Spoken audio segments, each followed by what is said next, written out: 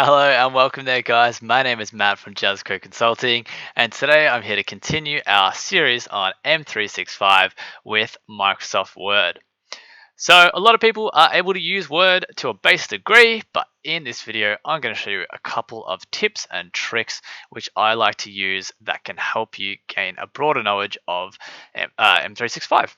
So, the first being opening a PDF document in Word. A lot of people don't know that you can actually do this. It's really simple. You can edit everything, and it's really easy. So what we're going to do is, this is a PDF, a video text PDF. Double click on it. It'll open up in a strange little message here. It's just going to say that it's going to convert your PDF to a Word document that you'll be able to edit. Just need to say OK. You can obviously make that not show every time, but yeah. Perfect. So the next feature I'm going to show you is if we're going to be cutting and pasting a lot of things out of a document, a really nice little feature is called Spike. So what it does, instead of going control copy, control paste, going from here to here, here to here, back and forth between our documents or whatever we like, it just makes it a lot easier. So if I highlight this sentence right here and click control F3, and then I also want this information here as well, control F3, then what I can do is go over to, this could be another document or whatever, and if I press Control Shift F3, that will paste all the information that I've taken from over here. But it will group it and put it all together and cut it from this section. So it's just a nice little way of doing it rather than having to go back and forth, back and forth. You can keep going Control F3 all the way through the document and then finally paste it at the end. So it just makes life a little bit easier like that. Alright, the next feature is if we want to be going and editing this, we can just be spamming backspace, trying to get rid of everything, holding it down, whatever. But if we go control and backspace, it will take away word at a time.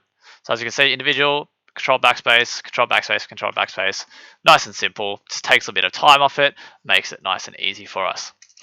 All right, the next one is with bullet points. So bullet points are a very handy feature. We've all seen them before. If we click on this, it can make one. We can do whatever we like and just press enter. It'll make more and more and more, that sort of thing. But if we don't want to have to click and go off what we want to do, all we need to do is press Shift 8, which will create an asterisk, and go spacebar. So that's our little shortcut, is Shift 8. I'll do it one more time. Shift 8 makes an asterisk and spacebar, and it will do it all by itself, complete the formatting and everything, and we don't even need to worry about having to click off the document. The next one is going to be using the formula little feature. So a lot of the time we don't usually think about Word being very mathsy. However, this can be a little fun little thing to do. Formulas, if we want to do some simple basic maths, we can do this. Let's say we want to do 50 divided by 4. We all know it's 12.5, but we can go OK, and it will pop it in there. So you can just do like little simple maths features in there rather than going across to a calculator. It can just do it for you. The next feature will be about reading and reading aloud. This one's really cool. So if we don't really want to read everything, we might learn better by listening. What we can do is if we highlight whatever we want, we can go to review up the top and click read aloud, and it will actually read it back to us. So this might help out a lot of people.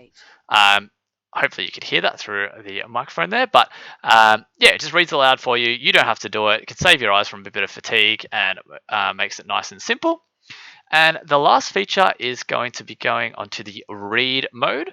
So in read mode here, so we've got a really long document and we've got a lot of reading we have to do. And obviously this blue light isn't the best for our eyes.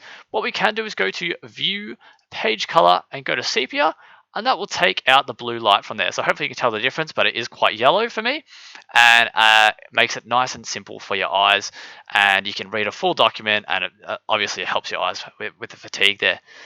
So that's it for today's video, guys. I hope these tips and tricks were something that you enjoyed, and I'll see you in the next video, but stay safe and be good.